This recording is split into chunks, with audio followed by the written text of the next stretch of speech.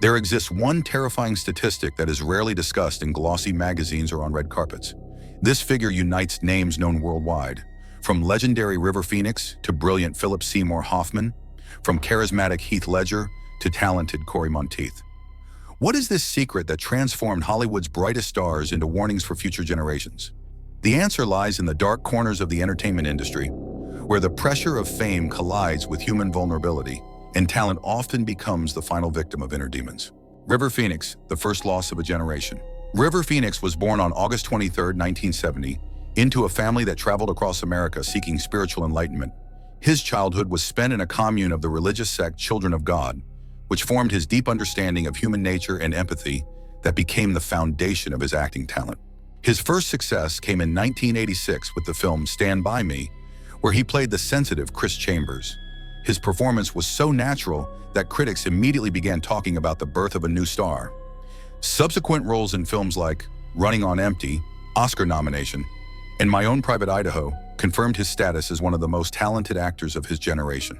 Outside of cinema, Phoenix was a passionate defender of the environment and animal rights, maintained a vegan diet, and played in the musical group Alika's Attic.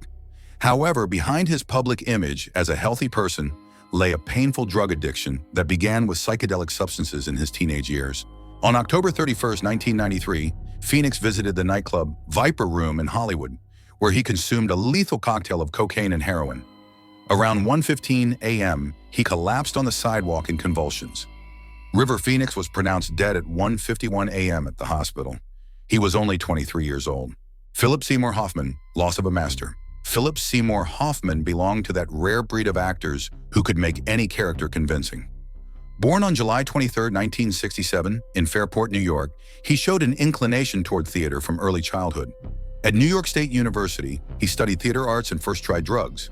At age 22, after several threatening episodes, Hoffman entered a rehabilitation program and abstained from drugs for the next 23 years.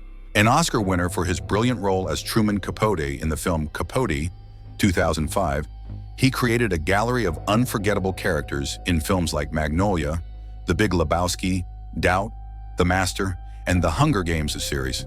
His talent lay in his ability to find humanity in the most complex and controversial characters. To prepare for the role of Capote, Hoffman spent months studying video recordings of the writer, reading his letters and memoirs of contemporaries. He learned to imitate Capote's characteristic high voice, his manner of moving and speaking. The result exceeded all expectations. Hoffman didn't just play Capote, he became him during filming.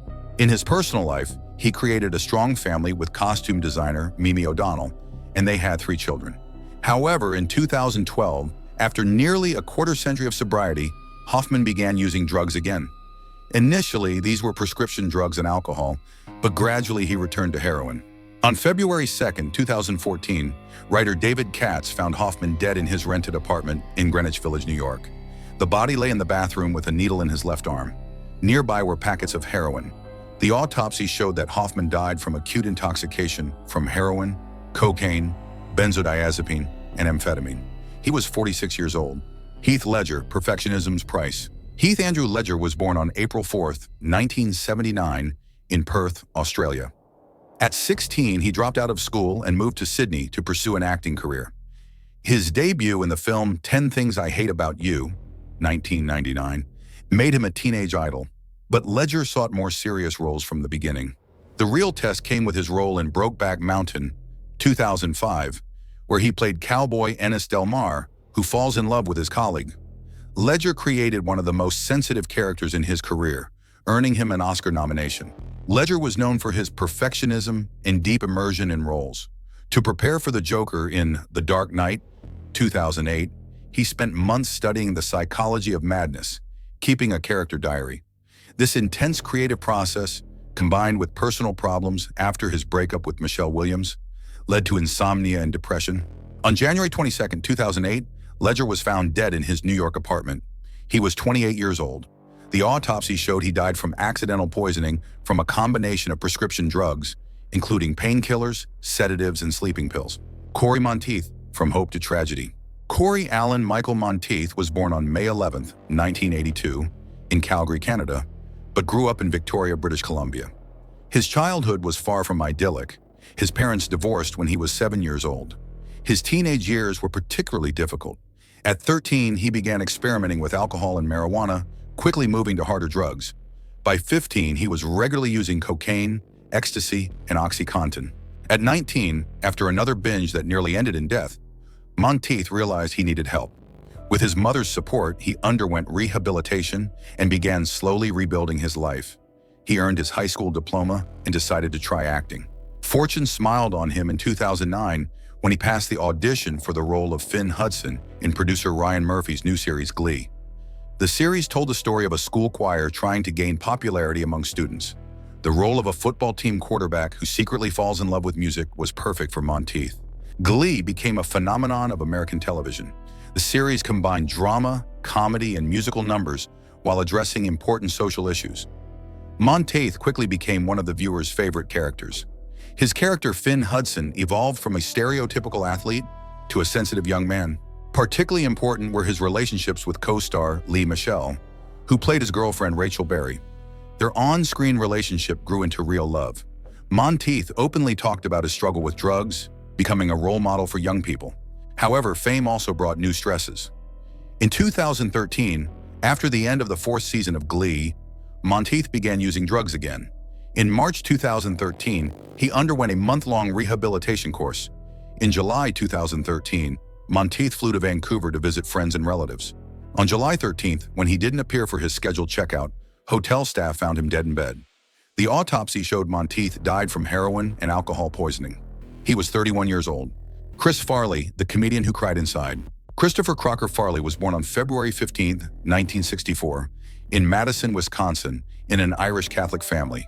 His father, Tom, worked at an oil company, and his mother, Mary Ann, was a housewife.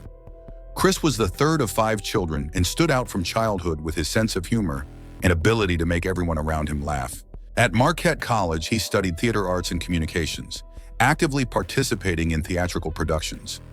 After graduating, Farley moved to Chicago to join the legendary comedy theater Second City, where many Saturday Night Live stars later worked.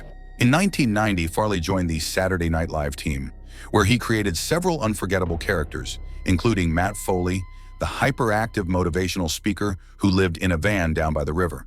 His sketches were so popular that the studio decided to make a feature film, Tommy Boy, 1995, where he played the lead role alongside David Spade. Farley had a rare gift, the ability to evoke laughter even with his physical presence. But behind his laughter hid deep loneliness and insecurity. He struggled with obesity, depression, and drug addiction for most of his adult life. Colleagues described him as an extraordinarily kind and sensitive person who used humor as protection from inner pain. On December 18, 1997, Farley was found dead in his Chicago apartment. The cause of death was cocaine and morphine poisoning against the background of heart disease. He was 33 years old. His death became a reminder that even those who bring joy to others can suffer from invisible wounds. John Belushi, the first loss of Saturday Night Live. John Adam Belushi was born on January 24, 1949, in Chicago to an Albanian immigrant family. He was one of the founders of modern American comedy. His characters on Saturday Night Live, including Samurai Futaba and the Blues Brothers, became iconic. Together with Dan Aykroyd, he created the Blues Brothers duo, which had enormous success both on television and in cinema. Belushi joined Saturday Night Live in 1975 as one of the original cast members. His energetic physical comedy and ability to improvise quickly made him a star of the show. The character Jake Blues, which he created with Dan Aykroyd, grew into a full-fledged musical project. The album Briefcase Full of Blues reached #1 on the charts, and the film The Blues Brothers, 1980, became a genre classic. Parallel to his work on SNL, Belushi appeared in films. His debut role in National Lampoon's Animal House, 1978, brought him recognition as a film actor. His character, John Bluto Blutarski, became one of the most famous roles in comedy film history. Belushi was known for his intense lifestyle and tendency toward extremes. He worked at the limit of his physical capabilities, often not sleeping at night while preparing for performances, then resting with the help of alcohol and drugs. Friends and colleagues repeatedly tried to help him, but Belushi believed he was in control of the situation. On March 5, 1982, the actor was found dead at the Chateau Marmont Hotel in Hollywood. The cause of death was poisoning from a combination of cocaine and heroin, known as a speedball. He was only 33 years old. Belushi's death became the first major loss for Saturday Night Live and showed the dark side of the comedy industry. Bradley Nowell. Music as the last refuge. Bradley James Nowell was born on February 22, 1968, in Long Beach, California. Although he was better known as a musician, leader of the band Sublime, he also appeared in several films and television programs.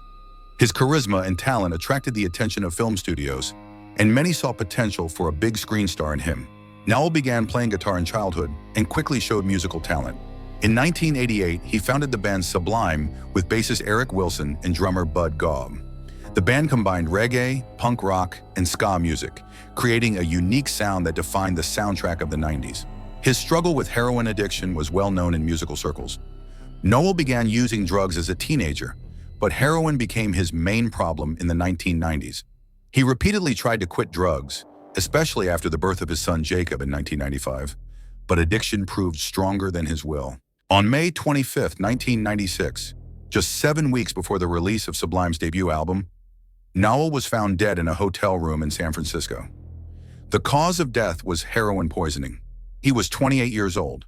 The album went platinum after his death, but the world forever lost a unique talent. Dash Mehawk, Unfinished Dreams. Dash Mehawk was born on May 24, 1974. He was a young actor with big ambitions who appeared in several independent films and series, including Gilmore Girls and Bones. Although his career had not yet reached its peak, colleagues noted his natural talent and professionalism. Mihok dreamed of big roles and was ready to work hard to achieve his goals. However, the pressure of Hollywood's competitive environment and financial difficulties pushed him to experiment with drugs.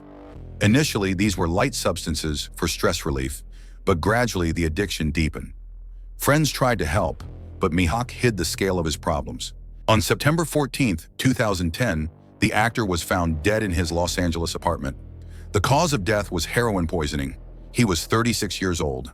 His death reminded us of the countless talented actors who will never reach the stars because of their own inner demons. Jonathan Brandis, the child star who couldn't grow up. Jonathan Gregory Brandis was born on April 13, 1976 in Danbury, Connecticut.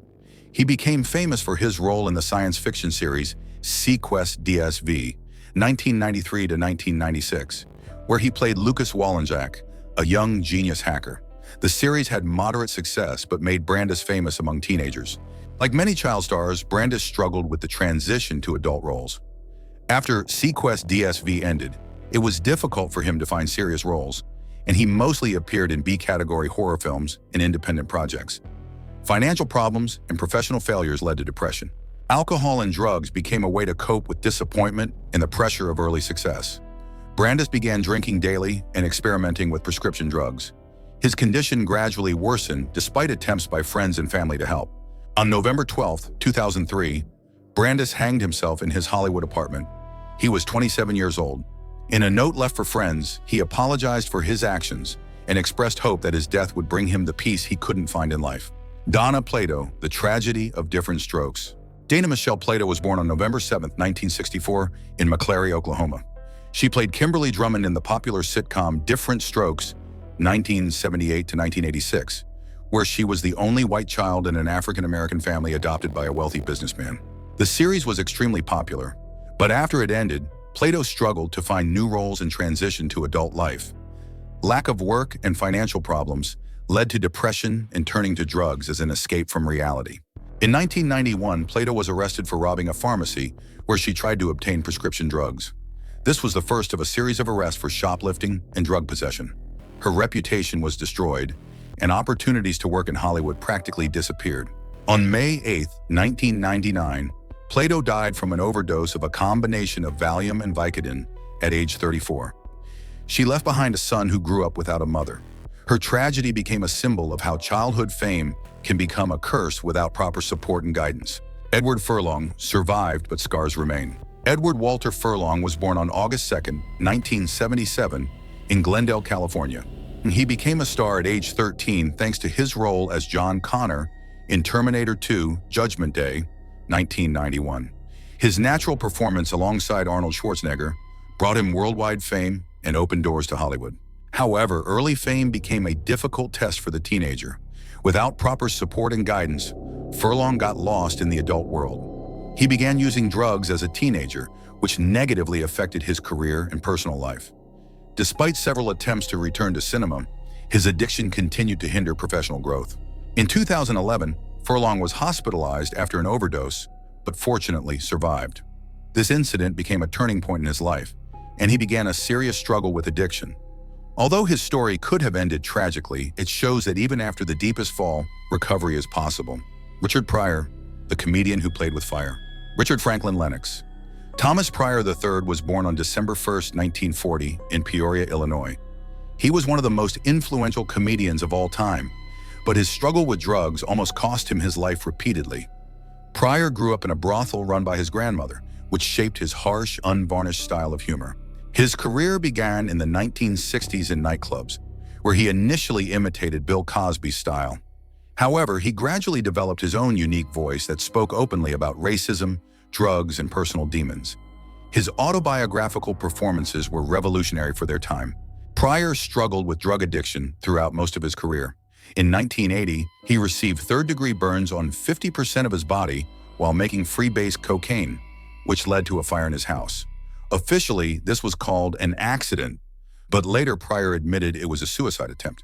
Although he survived this incident and used his experience in comedy performances, drugs continued to destroy his health. He died of a heart attack in 2005, but his years-long struggle with cocaine and alcohol significantly undermined his physical condition. Robert Downey Jr., a resurrection story.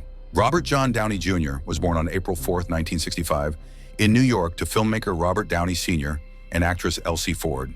He began appearing in his father's films as a child, but real fame came to him in the 1980s through roles in films like Less Than Zero and Chaplin, for which he received an Oscar nomination. In the 1990s and early 2000s, his career was on the brink of collapse due to numerous arrests and drug problems. Downey struggled with addiction to cocaine, heroin, and alcohol, repeatedly ending up in prison and rehabilitation centers. His arrest became a common topic for tabloids. However, thanks to the support of his wife Susan Levin, whom he met in 2003, and his own unwavering will, Downey managed to overcome addiction. His return to Hollywood in the role of Tony Stark, turned Iron Man, became one of the biggest success stories in the industry. Today, he is one of the highest-paid actors in the world and actively supports rehabilitation programs. Macaulay Culkin, the child star who survived. Macaulay Carson Culkin was born on August 26, 1980, in New York. He became a world star thanks to his role as Kevin McAllister in Home Alone, 1990, which brought him the status of one of the highest-paid child stars in Hollywood history. However, fame at an early age became a heavy burden. Culkin experienced a difficult period in the 2000s when he struggled with depression and drug addiction after his girlfriend's death. He spoke openly about how difficult it was to grow up in the public eye and deal with the pressure of fame. Culkin experimented with various drugs, including marijuana and stronger substances, but managed to overcome addiction and restore his life. Today, he actively works in film and television, becoming an example that recovery from addiction is possible even after the most difficult periods. Todd Bridges, Second Life After the Fall. Todd Anthony Bridges was born on May 27, 1965, in San Francisco. He became famous for his role as Willis Jackson in the popular sitcom Different Strokes, 1978 to 1986, playing one of two African-American boys adopted by a wealthy white businessman. After the series ended, Bridges experienced a difficult period struggling with drugs in the 1980s and 1990s. His arrest for drug dealing and weapons possession made him a symbol of how childhood fame can lead to self-destruction. He spent several years in prison and rehabilitation centers. However, Bridges managed to return to normal life through rehabilitation and strong motivation to change his life. He became an active fighter against drugs, speaking in schools and community organizations, telling young people about the dangers of drug addiction. His story shows that even after the deepest fall, recovery and return to productive life are possible. The hidden truth. The secret that unites all these stories is not in the drugs themselves, but in what lies behind their use. It's loneliness among millions of fans, the pressure to always be perfect, and the absence of real support at the moment of greatest need. Hollywood creates an illusion of glamour, but behind colorful posters hides a system that often leaves its stars alone with their demons. Every lost star could still be shining if at the right moment there had been a person nearby ready to extend a helping hand for the sake of life itself, not for publicity. Their stories remind us that true success is measured not only by box office receipts and awards, but also by the ability to preserve oneself as a human being amid the chaos of fame.